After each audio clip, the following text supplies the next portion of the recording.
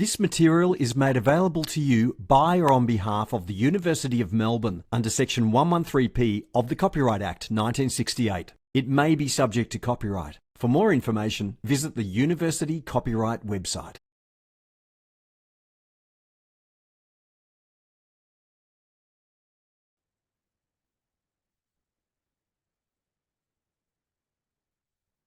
So a very warm welcome to all to the first in the Indigenous Research and Teaching Forum series. My name is Marcia Langton and I'm hosting this series as Associate Provost. First, I will acknowledge country. On behalf of all of us, I acknowledge the traditional owners of the unceded land on which we work, learn and live, of the Wurundjeri Woiwurrung here on Parkville campus, but also for those on other campuses, the Bunurong peoples at the Burnley, Fisherman's Bend, Parkville, South Bank and Werribee campuses, the Yorta Yorta Nation on the Dookie and Shepparton campuses, and the Dja Dja Wurrung people on the Crestwick campus. We who work and study at the university also acknowledge and are grateful to the traditional owners, elders and knowledge holders of all Indigenous nations and clans who have been instrumental in our journey. We pay respect to elders past, present and future and acknowledge the importance of Indigenous knowledge in the Academy. As a community of researchers, teachers, professional staff and students, we are privileged to work and learn every day with Indigenous colleagues and partners. And for my own part, I'll say that, you know, it's so exciting to be working with Indigenous people from all over the country and often the world. The Indigenous Research and Teaching Forum series, of which this is the first, is an initiative I developed to foster critical dialogue and knowledge exchange among academic staff from all faculties at the University of Melbourne engaged in Indigenous research, teaching and supervision.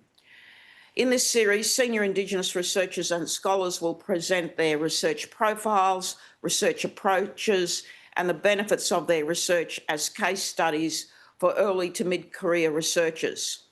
Each forum will provide an opportunity to examine and share insights into the research programs, teaching contributions, student supervision and research income generation, by leading Aboriginal and Torres Strait Islander academics.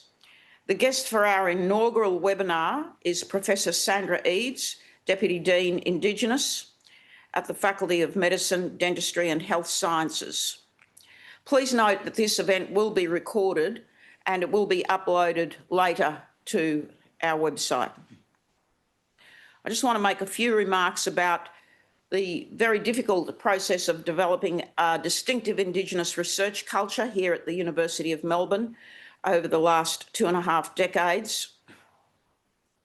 Indigenous research is usually framed as useful research designed to benefit Indigenous communities. But of course, we know that so much of it now is pure research and to be welcomed. But we are strong in action research and participatory social science methods, especially in the health sciences and education research. We have a strong historical studies tradition and legal research tradition, and many other faculties have joined us and are developing research streams in their faculties, in science, in engineering, and others. We have a strong literature and literary studies tradition, and some multimedia and technological research as well. So some interesting numbers. The number of Indigenous students completing has more than doubled in the past 7 years from 76 in 2018 to 179 in 2024. This is a 135% increase. 9 Indigenous graduate researchers graduated in 2024. This is the largest cohort of graduate researchers in 1 year in the university's history. We saw a 14% increase overall in completions from 2023 to 2024. When I started here at this university in early 2000, there was myself and I think 2 casual researchers and teachers, and you know, a very small number of students, and we all knew each other's names and our dogs' names. And now there are so many people we have to ask to be introduced, and that's a wonderful thing. In terms of our share of the national research grant funds, Indigenous researchers receive a minuscule fraction.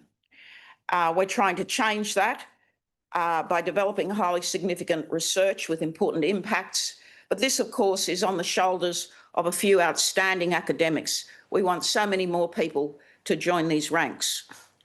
And of course, we want policy developers and especially governments and their agencies to take note of our research. It's difficult for Indigenous academics to sustain their research because of university and community imposed burdens in many cases. It's difficult to specialise and excel in our own fields and disciplines. It's difficult to find time to conduct research, write and publish.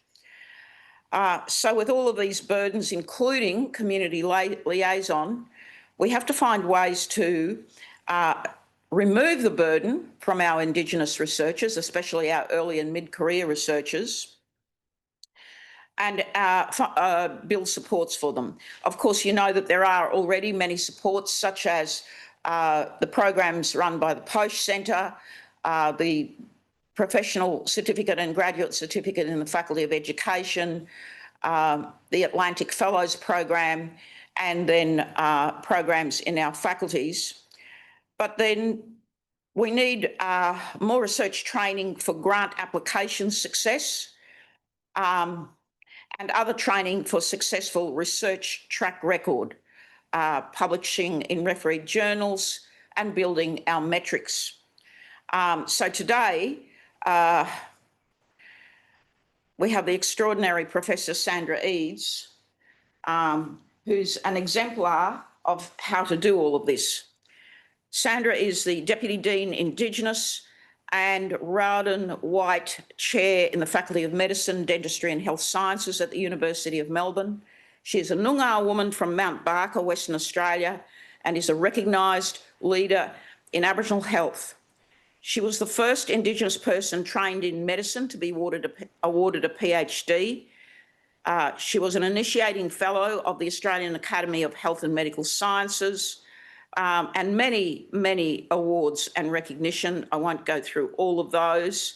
And of course, an outstanding career. But going to her metrics, she's published 230 journal articles and 5 refereed conference proceedings.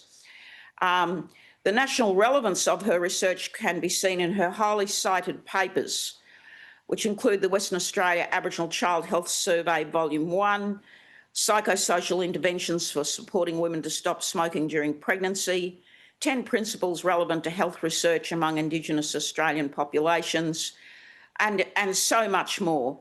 Again, too much to mention here. Her total number of research projects on which she was and is a chief investigator is 40. An approximate total of her research income as chief investigator only during her time here at the University of Melbourne is 20 million. She has supervised 9 PhD students to completion and has 7 current PhD students.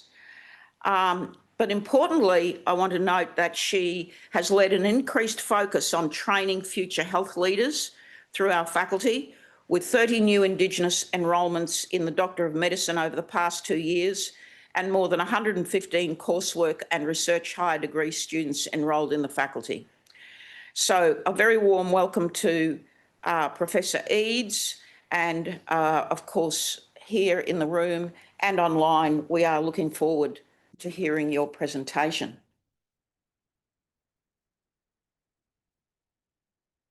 Thank you, Marcia.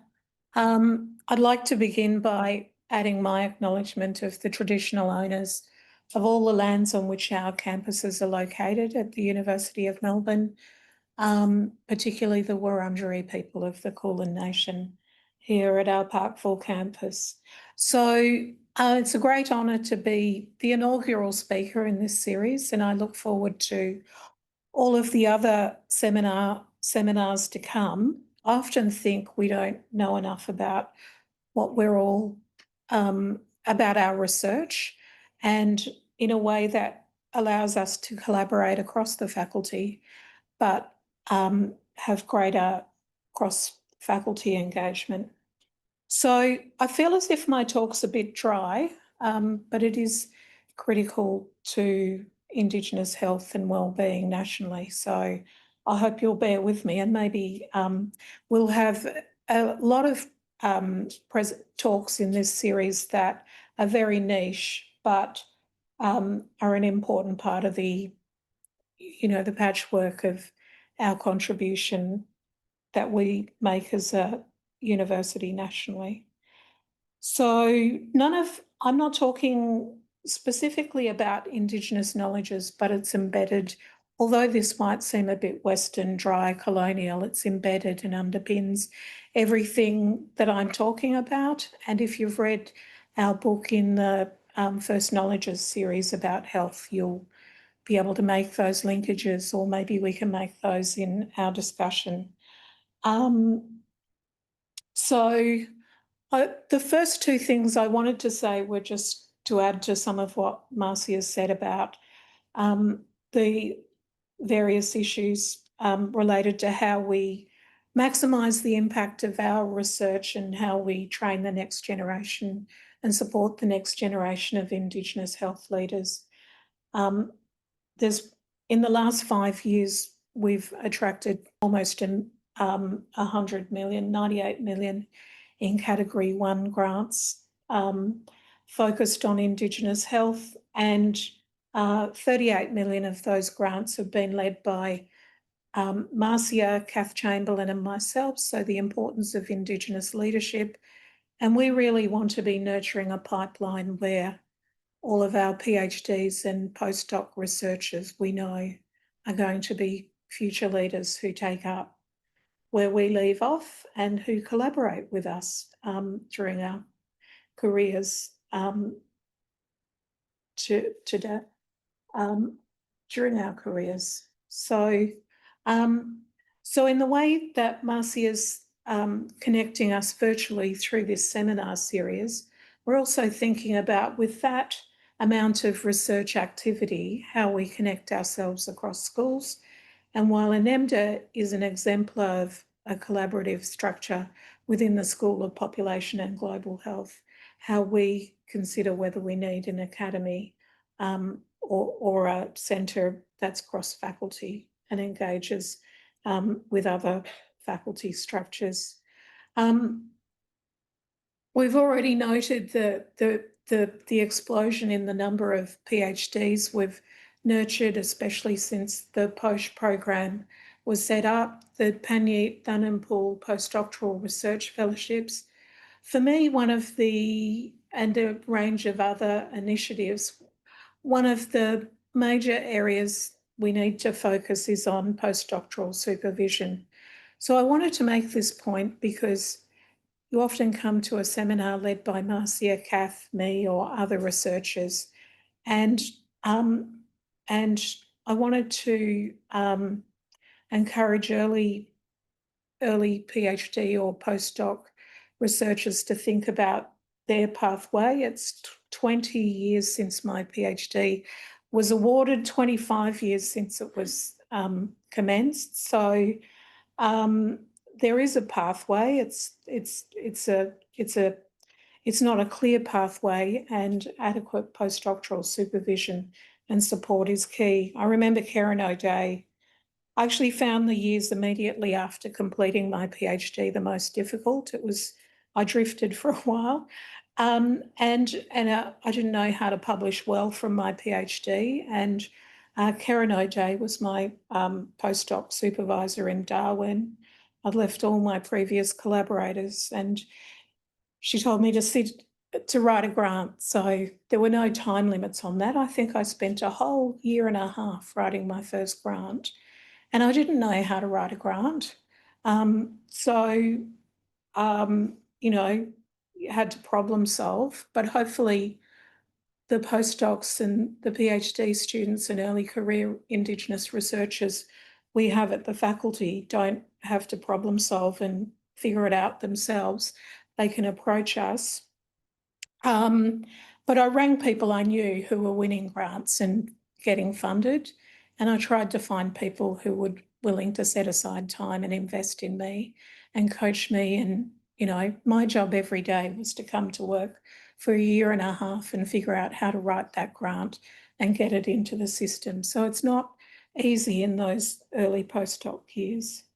So I am going to talk about my own research today, and I feel like it's a bit dry, but it's critical to Aboriginal communities. And we usually acknowledge the teams behind us at the end, but I just want to acknowledge at the beginning people in my team here in Melbourne, Indigenous and non-Indigenous researchers who work with me and the student intern. And also have Robin Williams in the room, one of my key collaborators from WA, who's been like one of my key, you know, partners, collaborators over the last probably 10 years now, isn't it, Robin? So thank you for being here today. And all of the Indigenous communities and organisations that have made all of this work possible. So, it's a bit small, but they're the closing the gap targets. So I wanted to start by looking at these. I know we're all tired of closing the gap, but it is meaningful. It is meaningful because it speaks to the improvements we want to see in the lives of Aboriginal people, Aboriginal and Torres Strait Islander people. Hopefully we don't have to wait until we've eliminated racism, achieved social justice and eliminated social inequalities before people can have a decent length of life and quality of life. I've circled all of the ones that I feel through our research program we're making a contribution to. And there weren't many that we weren't making a contribution to, I felt. But most of what I'm going to talk about today is in relation to heart disease in young people, heart disease in women. And you'll see that tackling heart disease is critical to achieving long and healthy lives, which is the number one target in the Close the Gap array of targets. I don't know if any of you think about what's not in these targets. I actually think eliminating, may not be PC, but I actually think eliminating obesity, talking about obesity, should be here. And if we talk about eliminating obesity, it won't be just a clinical solution and policy that brings into the spotlight. It'll be, you know, it will really promote an out of health sector focus on Indigenous health and wellbeing. It will lift the profile and presence of Indigenous sport and recreation and youth focused organisations in communities. It will promote a whole of community focus on Indigenous wellbeing. It will bring Indigenous knowledges to the fore and on country programs and jobs to the fore. So for me, in relation to what I'm talking about today, that's one of the things missing from this array of targets.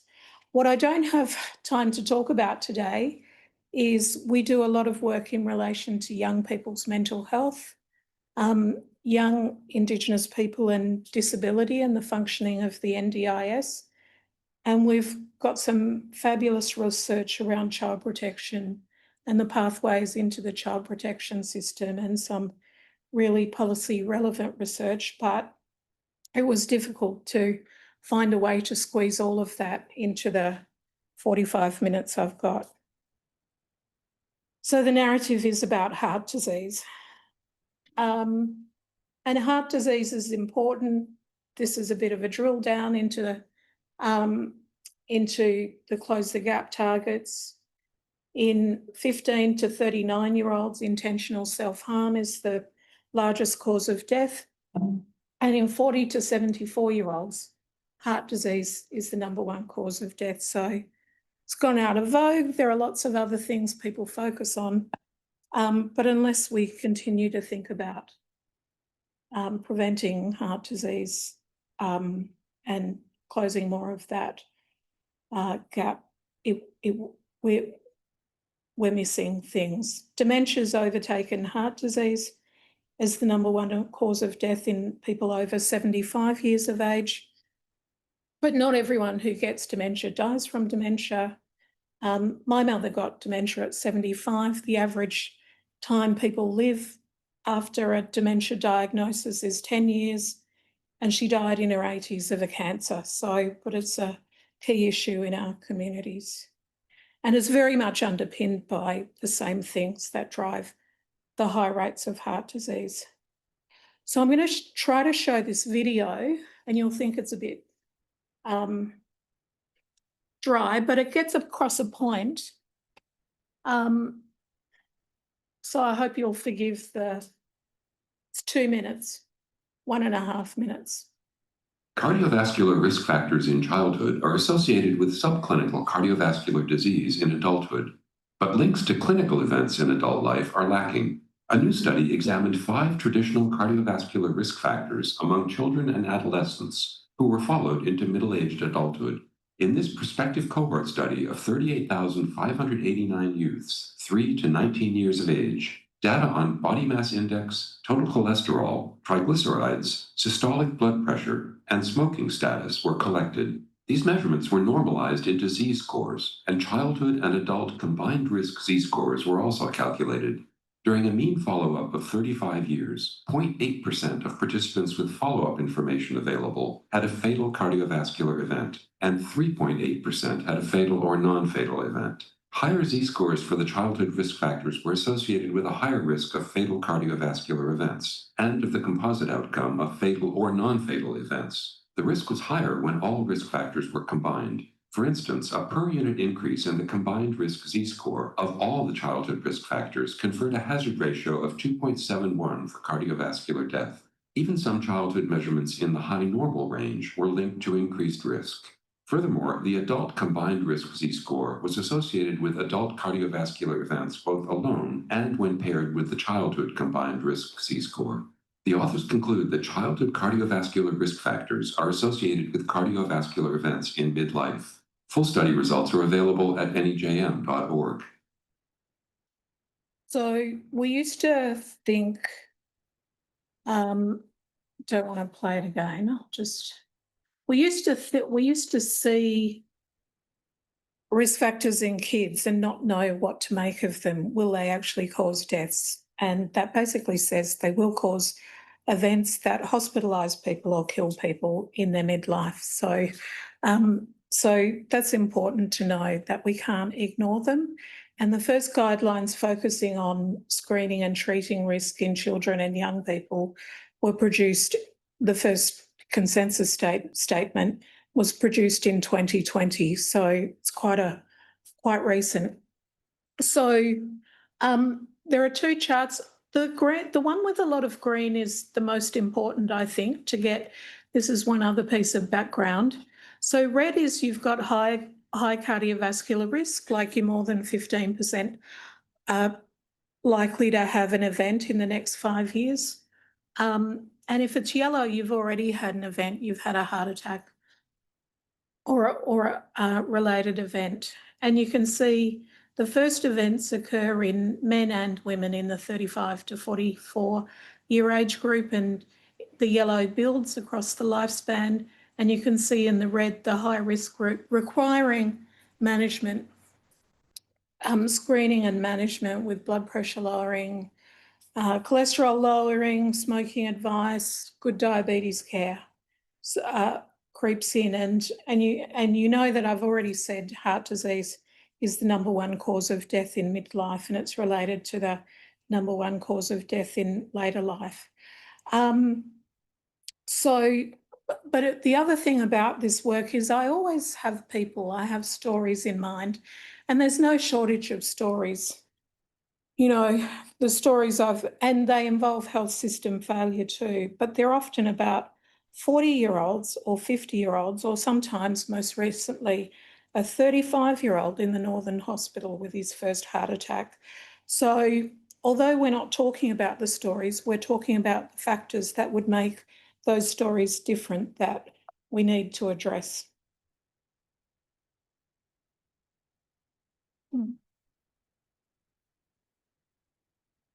So we've looked at these.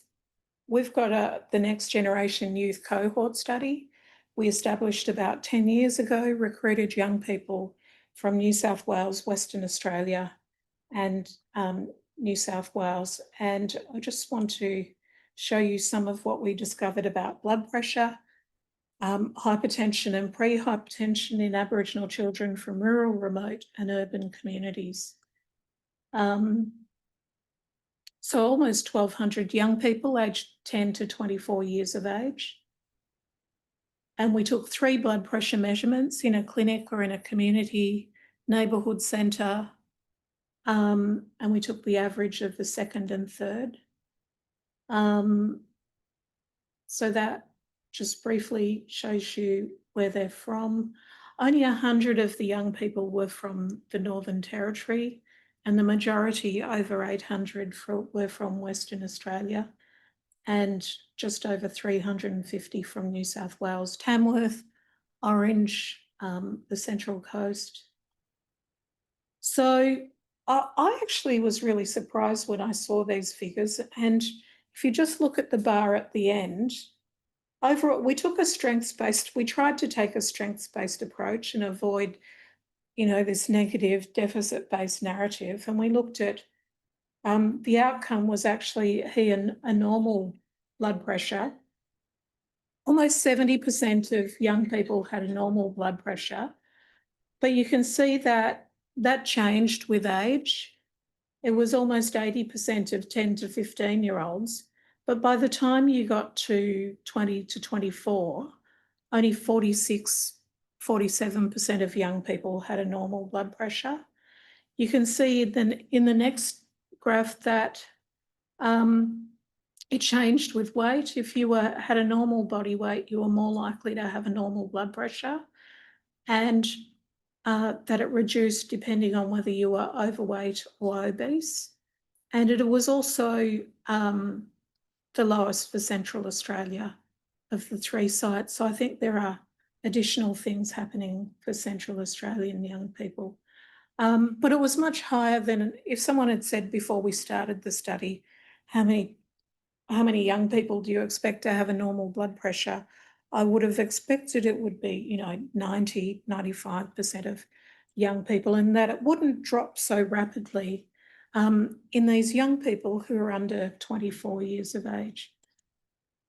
And this says similar things for hypertension and pre-hypertension, but you can see it's a greater problem for males, and males and females both have much earlier onset of heart disease. And Aboriginal women don't have the usual protection that female hormones bring for heart disease, but you can see that it varies with age, gender, and your body weight. This is another way of saying that's for systolic and diastolic blood pressure, your top and your bottom reading, and body mass index is along the bottom on the axis at the bottom. But it's another way of showing the higher your BMI and your body weight is relative to your height, the higher your blood pressure is. So all of these data were sort of painting the same picture and showing talking to this problem. And we weren't unique. There were two other studies, one in New South Wales with children 2 to 17 years of age, and one in North Queensland with young people 15 to 24 years of age. You can see our study was showing that 10 to 24-year-olds had high blood pressure, either abnormally raised blood pressure or hypertension.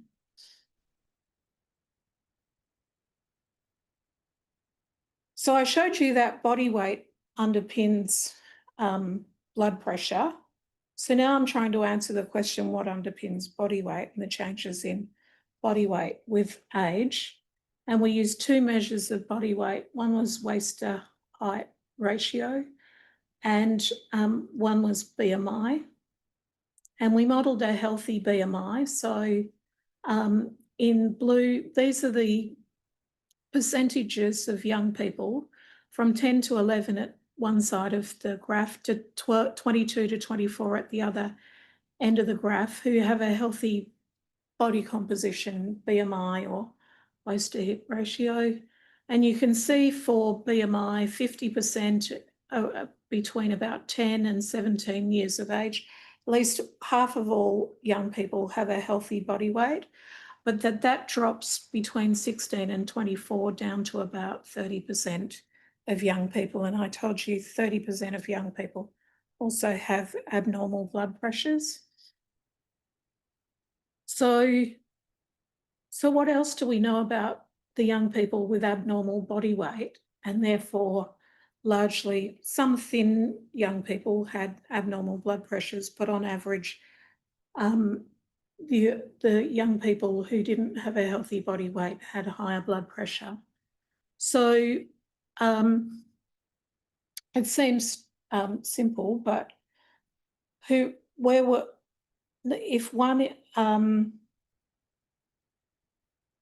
we can show with these graphs, whether for healthy BMI or healthy waist to hip ratio, that the more active you are, the more likely you are to have a healthy body weight.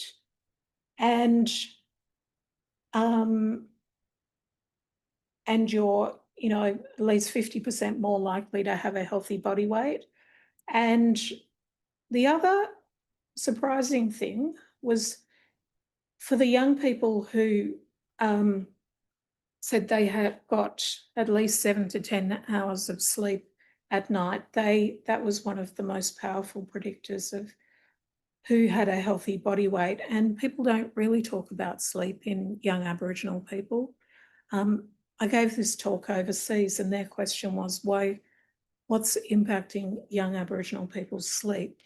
And because sleep is very connected to your biological well-being, and we know that as we get older, but it's especially true for younger people as well. And I know you're all thinking about we know many of the associations with sleep. So we also know that these things are strongly associated with the social determinants of health. And I actually think as part of my role in helping people succeed at university and thrive and graduate is as important as a sugar tax in preventing obesity and overweight in young people, because the young people in our study whose parents had a diploma or a degree level education were also much more likely to have a healthy body weight. So you can start to see some of what's underpinning these deaths in middle-aged, or these hospital admissions in middle-aged Aboriginal people. And you can see that that's directly linked to the first closing the gap target around a healthy life and a long life, and closing the gap that exists between us and other Australians. So I told you the first screening and treatment guidelines were produced in 2020. So it's a learning health system, and it's not actually a health system remedy we need. It's a whole of community solution to this, although a lot of the solutions will be actually embedded in primary care and the health system. We just looked at some data. I'll tell you about that next. We did look at smoking. I won't show you the smoking data in detail, but among 10 to 15-year-olds, 90% had never smoked a cigarette. But of those 10% who'd ever smoked, they had their first cigarette on average at 11 to 12 years of age. So it speaks to when and how we think about reducing smoking across our whole community. And it's not just about helping smokers quit, but it's about how we shape what impacts young people's decisions to smoke when they're young. I won't go on. So the other part, the next relationship to BMI is physical activity. And I've told you the more physically active you were, the less likely you were to have not have a healthy body weight. So we did look in detail at physical activity in this study. And we asked a pretty simple question. Outside of school hours in the past week, how many days did you exercise or play sports or games that made you sweat and breathe hard? And people nominated the number of days, and meeting the physical activity targets was being physically active at least 3 or more days in an average week. And this percent is modelled by age and sex. So you can see at one end, again, the 10-year-olds, the 24-year-olds at the other end. And the curve runs the dark blues for both sexes and then males and females. And the curves run the way you would expect them. It's up close to just under 70% at age 10. And for everybody, it's just under 30% by 2024, by age 24. So you can see that tracks similar to the healthy body weight table. And so who was more physically active? Males were. Females were less likely than males to meet those guidelines. Screen time affected that. Kids who had young people with low 0 to 2 hours per day of screen use, TV, phone, tablets, iPads, were more likely to be physically active. Kids who didn't have any friends who smoked were much more likely to meet that healthy physical activity, and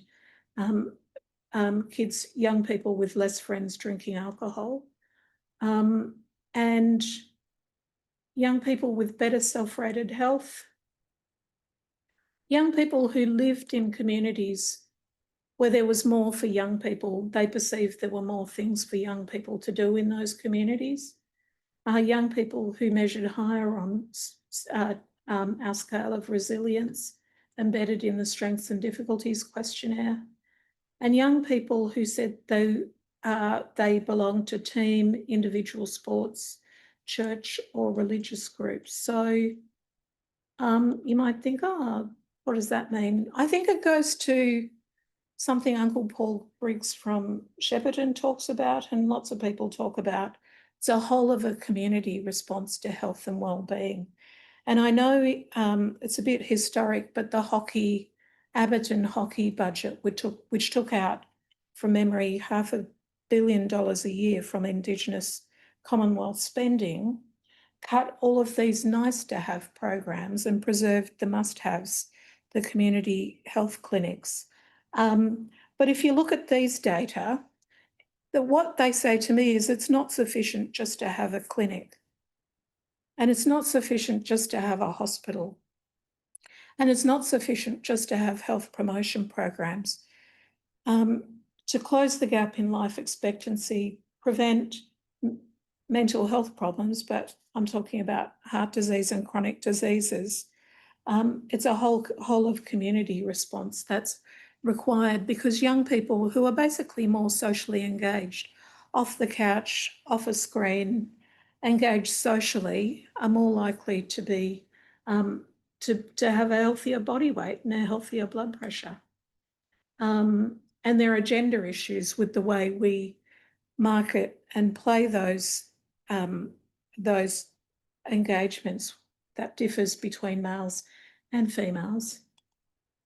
So we have a new grant we're just working on where we're thinking through all of the many of the issues, not all of the issues, that come when you're trying to introduce to young people 10 to 24 years of age the type of screening that 30, 40 and 50-year-olds have had for the last 20 years of age, 22 decades or more, and which has helped us reduce by 50% all of the deaths from heart disease, but there's further to go.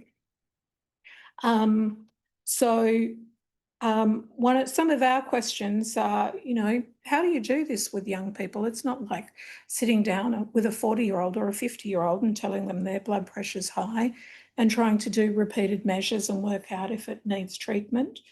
How do they make meaning of being young and having markers of chronic disease? How do they make decisions about whether to accept and take up treatment? What do healthcare providers know? We looked at data from the Patron data set, which has got general practice data for more than 2 million Australians. And in the Patron data set, there's data on 7,000 Aboriginal young people, 10 to 24 years of age. And of those 7,000, 4,000 have had a general practice visit in the last year, and only 25% had their blood pressure taken. So there are those sort of implementation policy gaps.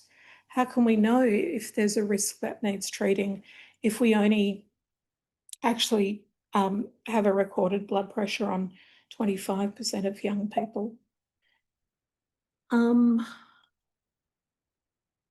I've mentioned that.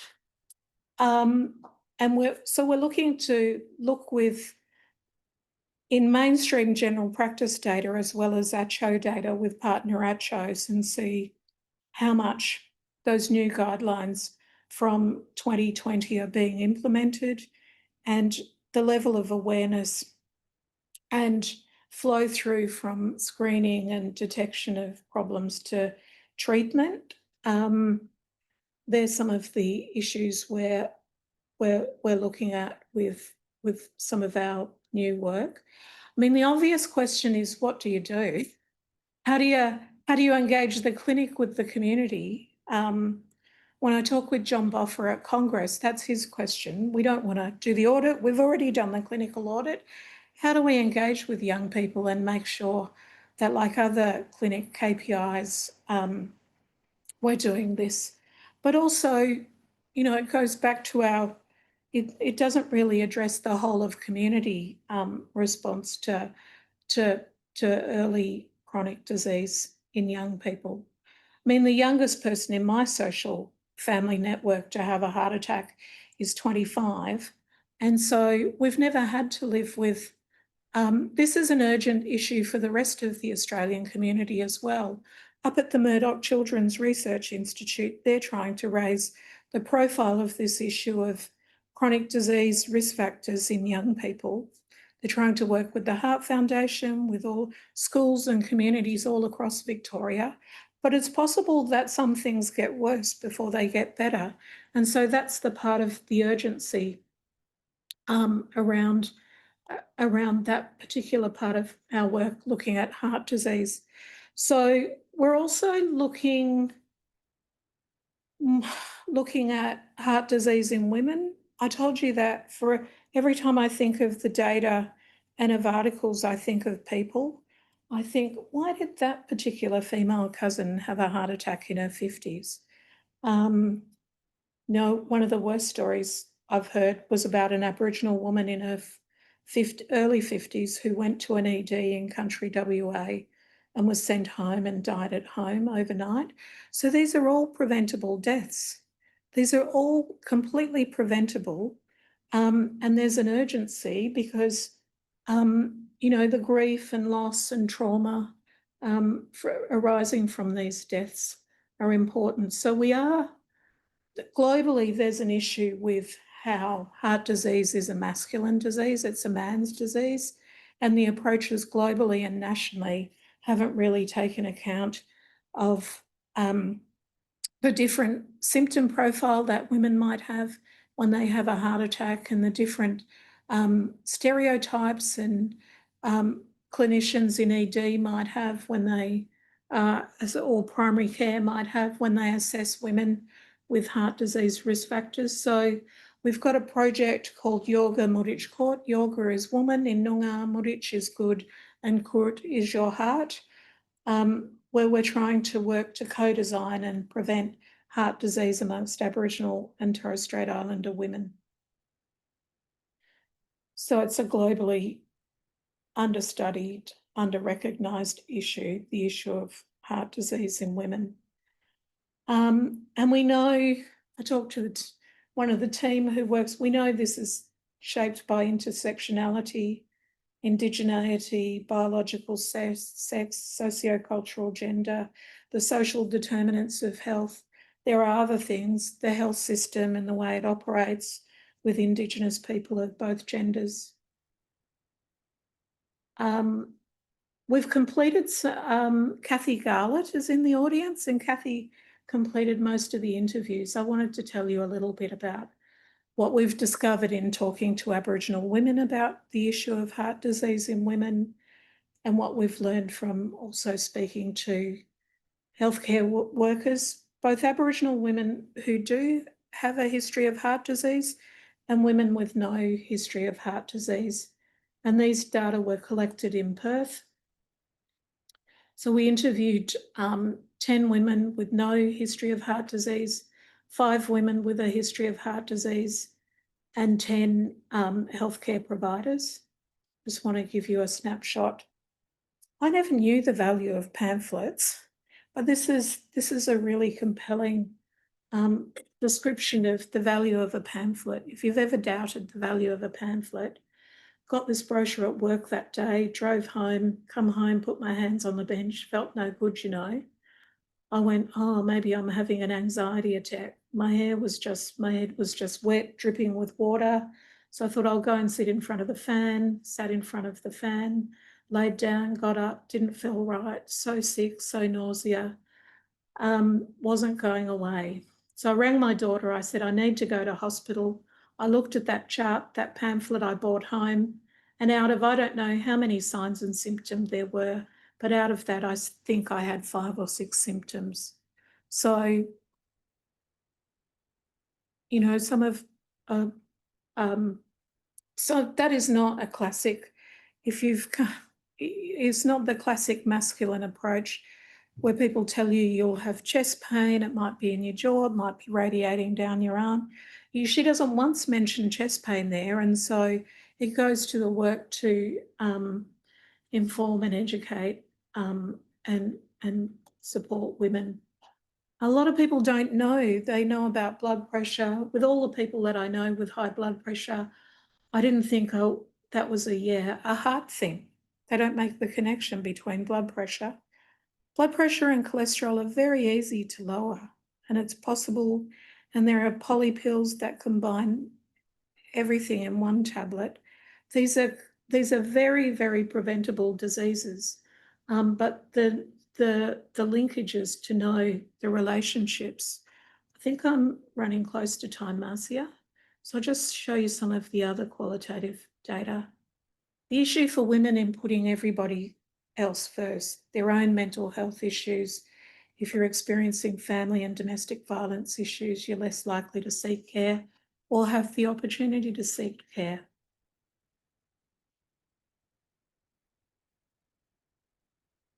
And just a few others, and then I'll wrap up with one last slide.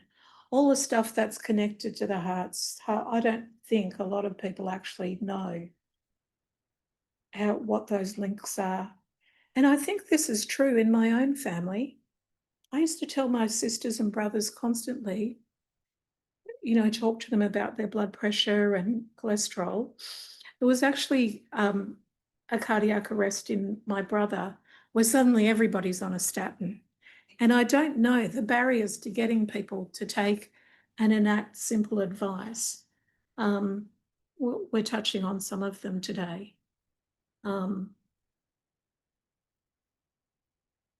And the need for Aboriginal leadership and engagement in tackling these issues.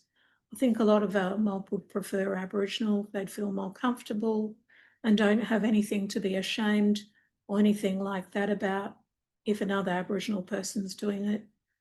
I think a lot of mob would come if it was an Aboriginal person. And I've talked to Marcia recently about the 1 million Indigenous Australians in this country.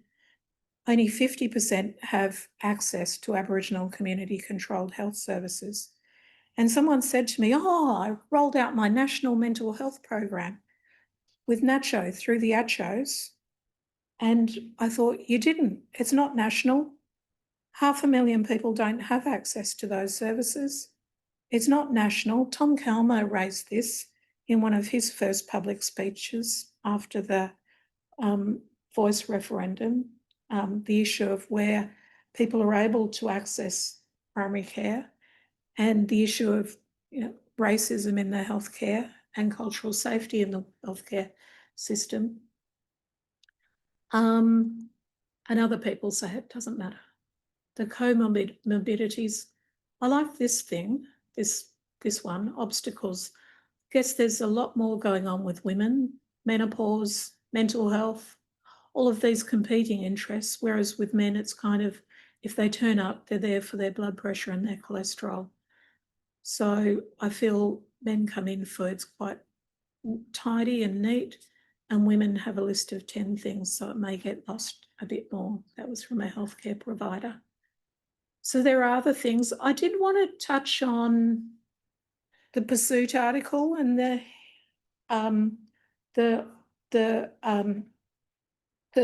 launch of the Australian Sudden Cardiac Arrest Society. In Australia every year, there's 32,000 cardiac arrests. Only 5 to 10% of all people who have a cardiac arrest survive.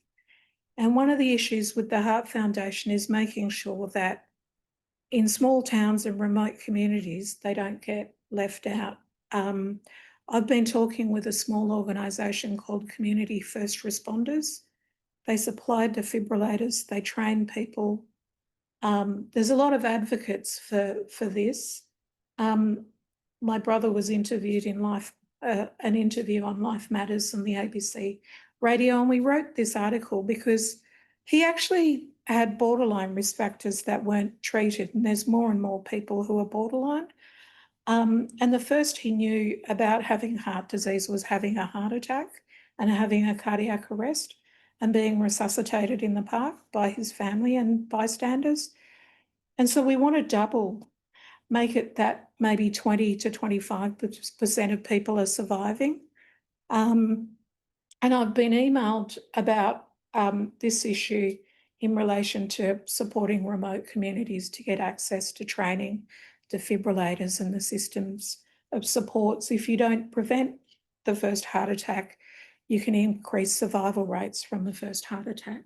So that was a focus on one part of my research, and I look forward to hearing other speakers in this series and any questions. Thanks.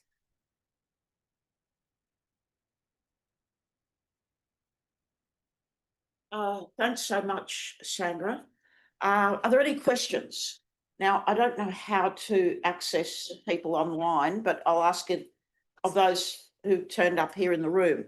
Any questions of Sandra? Yes, Joe. Thank you, Sandra. It's great hearing what you're doing. You mentioned about statins and communication in Indigenous communities, and I know with statins there's often a lot of rumours about their safety, and then so my question sort of goes to how we can dispel those myths in our communities, as well as not just for statins, but to understand that seeking help is is a good thing to do. Create that, that community around like good practice or good health. Yeah. I think you're right, Joe. No one's really, as far as I know, looked at how to dispel myths amongst Indigenous people about statin use. And that was one of the reasons my brother wouldn't use them. He would say, no, Uncle so-and-so, the statins caused his kidney disease. That's why he's on dialysis, and that's why he's got a short life expectancy or about to die. The full breadth of myths that we have around statins, I haven't seen anyone look at that in detail, but it's not just a medical advice fix because, just in that case, you needed quite a dramatic event, as a cardiac arrest in a sibling, to get that person onto statins. So it's, we've held events at the university around misinformation and disinformation, and there's a whole lot of misinformation and disinformation that exists in communities and in families, and that affects the extent to which we're actually prepared to take advice. So it is a myth that statins cause kidney disease. Yes. There was I think it was a Four Corners show. It was hugely damaging, and the evidence around the benefits of statins outweighing the harms had to be reversed in the broader Australian community. So it was a general issue around statins, and not only do statins reduce your cholesterol, we all build up these fatty plaques on the lining of our vessels.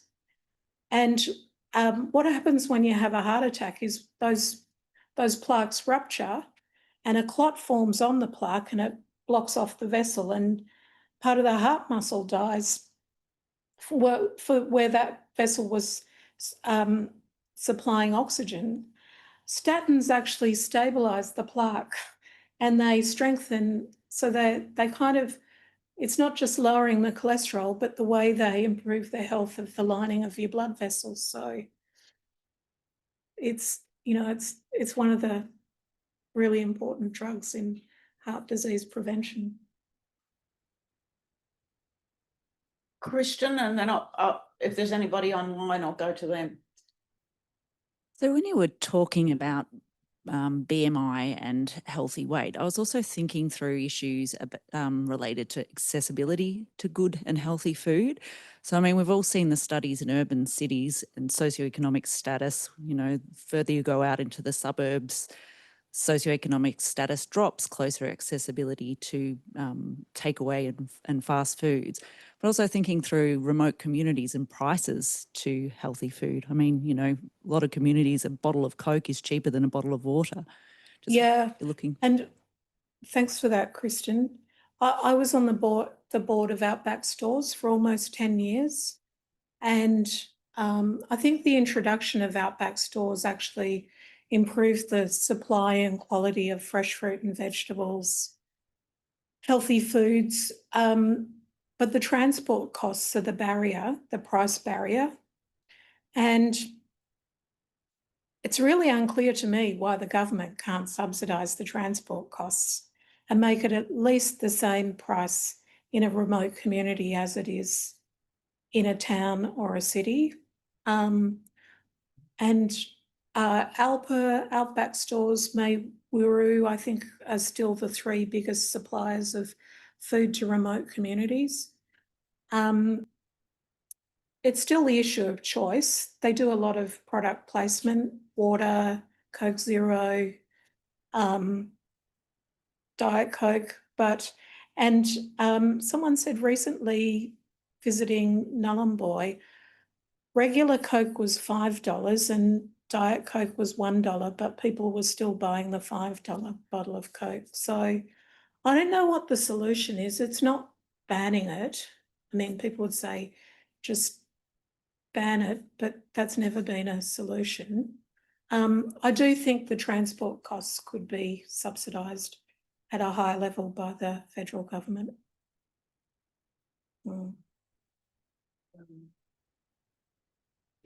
Yep. So Christine Wallace is online and asks, is there any study on self-benefits of connecting Indigenous people back on country? A lot of us have had to move to the city to study and then have to get employment, which can often be away from our family community places. I think there is, I can't quote them, but that was part of what I was saying. If we had, you know, the politics of a focus on obesity are tricky, but it wouldn't be a clinical fix. It would be about accessing on country. It would be, you know, I'm Noongar from Southwest WA. It's not easy for people who live in the city who've migrated to actually go on country without a place to stay, without designated places to be able to be accommodated. The housing crisis, the cost of living crisis, there are, depending where you are in Australia, or there are different barriers to on country. And I think that hopefully would be one of the real policy levers, because on country is not just good for moving and being active and healthy, it's actually better for your mental health. We wrote about it in First Knowledge's, their health series.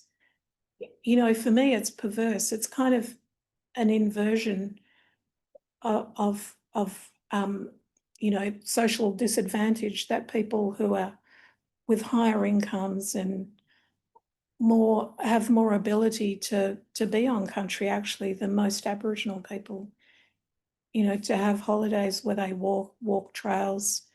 I don't know what the remedy is in Victoria with the treaty and that actual access to country for people.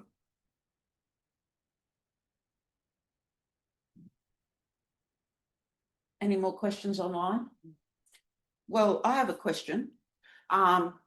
So I forget the number of students you're supervising at the moment. How many are you supervising at the moment?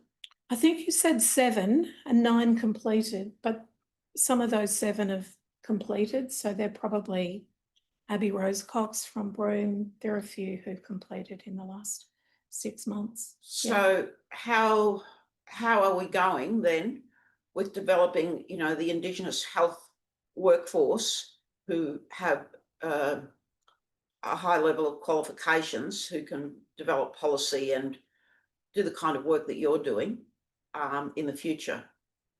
What's your estimate of reaching parity? Well, we've done pretty well with doctors. Our admissions to medical schools in Australia are at parity, but we're not at parity with the number of, you know, 3% of all doctors in Australia aren't Indigenous. But that's partly because a very large proportion of all doctors practicing in Australia weren't trained in Australia. They're overseas trained doctors. We haven't made the same progress with other health professions, psychology, allied health. And we've just got a national change in policy, which is a demand-driven access to places in medical school. So for any Indigenous person who's admitted to an Australian medical school, they automatically get a Commonwealth supported place. I feel it at faculty. I feel there are 2 things. One is getting the CSP isn't the only thing you need to succeed at medical school. CSP? Commonwealth supported place. Yeah. You also need the infrastructure and the supports, and half of Kathy's job is with her social work training and mental health training is actually being the auntie and providing pastoral support for the 100 or so students we have enrolled in our faculty. We've worked with the medical school, and we've quadrupled our intake of medical students in this faculty in the last 7 or so years. We've gone from less than 10 to almost 40, 38, 39. And we've got 6 graduating this year. But we've had great success with the PhD pathway. We've really increased our PhD graduations through the faculty. But what we haven't tackled is the non-medicine and non-PhD student pathways. We've got small numbers of students in psychology, small, and maybe that will improve with Graham G joining the faculty and his group. And tell people who Graham G is. Graham G's a really outstanding, well-known Indigenous psychologist. He's originally from Darwin. He completed his PhD at the University of Melbourne maybe 10 years ago. He's been working for Murdoch Children's Research Institute for the last 5 or 6, 7 years. He's been a clinician working in the mental health clinics with the Victorian Aboriginal Health Service, and he's just taken up a new role in the School of Psychology, and he started this month, August. But we really haven't done enough with the non-health parts of the health workforce. And I think,